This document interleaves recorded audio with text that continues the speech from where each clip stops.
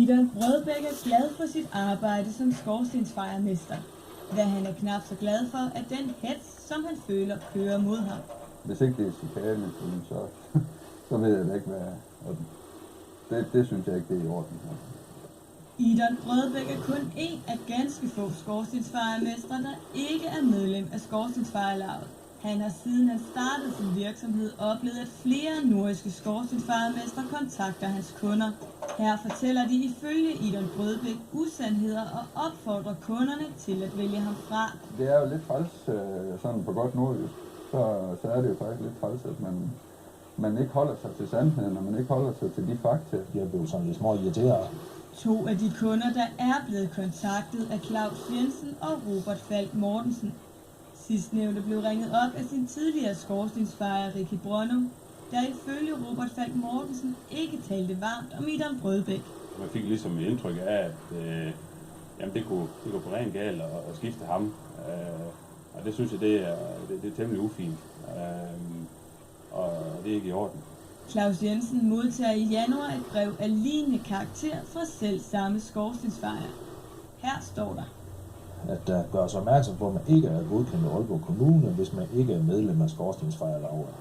Hos Aalborg Kommune forstår man ikke brugen af ordet godkendelse i den her sammenhæng. Vi godkender ikke skorstensfejerne, som bedriver skorstensfejervirksomhed i Aalborg Kommune. Der er nogle af skorstensfejerne, som vi har kontrakt med. Nej, vi bruger ikke begrebet godkendelse. Så længe han har en uddannelse som skorstensfejer, så er der jo ikke noget, ulovligt i det. Og det tror man jo, når man får det her. TV2 Nord har været i kontakt med afsenderen af brevet Ricky Brøndum, men han ønsker ikke at udtale sig. Idon Brødbæk er ikke med i Skorstensfejerlaget og mener selv, at det kan være en af grundene til chikanen. Når man så lige pludselig får brudt monopolet, eller hvad man skal kalde det, jamen så tager man det jo nok ilde op.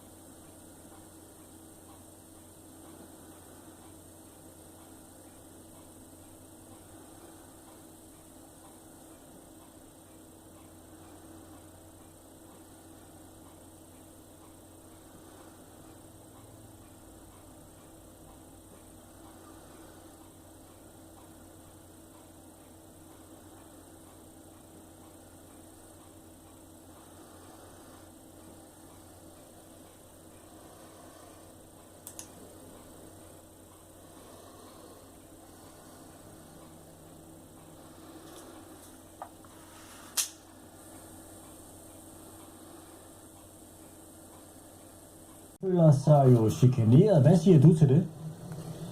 Det er da bestemt ked af at høre.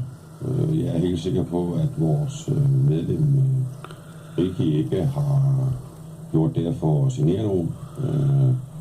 Der har været udsendt, så vidt jeg er orienteret, til 60 borgere, og jeg er da selvfølgelig også ked af, hvis der er nogen af dem, der har følt sig signeret af det pågældende brev.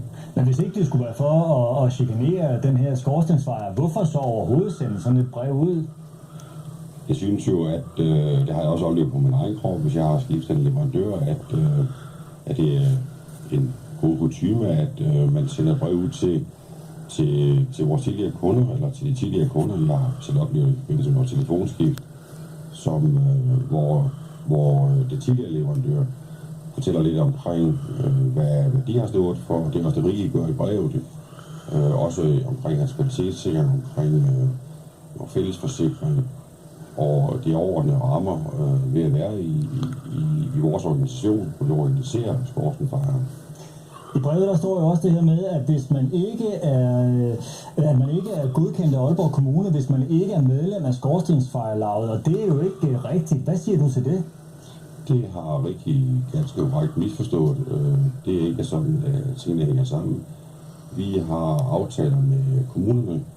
De er vores medlemmer, der er skorstensfejerlaget på nogle aftaler, som er udarbejdet og som forpligtiger vores medlemmer til at yde nogle visse former for services og kvalitetssikringsordninger, og som det er for at opfylde bekendtgørelsen. Er der en tendens til, at man i skorstensfejerfaget ser skævt til de skorstensfejere, som ikke er medlem af lavet? Det har de skorstensfejere jo selv valgt. Det skal jeg sådan set ikke forholde mig til, hvad de vælger. Men ser I skævt til dem, der er medlem af skorstensfejerlavet? Vi har jo valgt selv at være i vores organisation, og med de fordele og ulemper, som der er ved at være i en organisation. Og vi sikrer jo også videre efteruddannelse af de medlemmer, og vi stiller krav til de medlemmer, vi har i vores skorstensfejerlaget. Så du kan altså garantere, at der er ikke nogen af jeres medlemmer, der chikanerer de skorstensfejermestre, som ikke er medlem af lavet? Det er bestemt ikke vores hensigt at chikanere nogle andre skorstensfejere.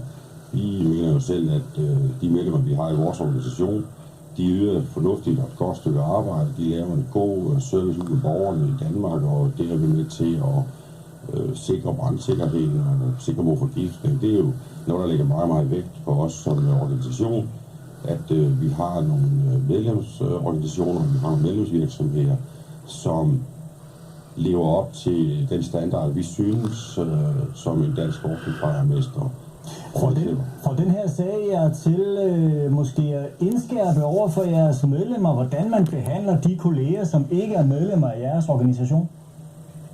Det er da klart, at vi tager der alle henvendelser alvorligt, og vi tager der alle også kritik. Opfatter vi det også positivt, at vi skal hele tiden blive bedre, også til at informere og til at informere vores kunder.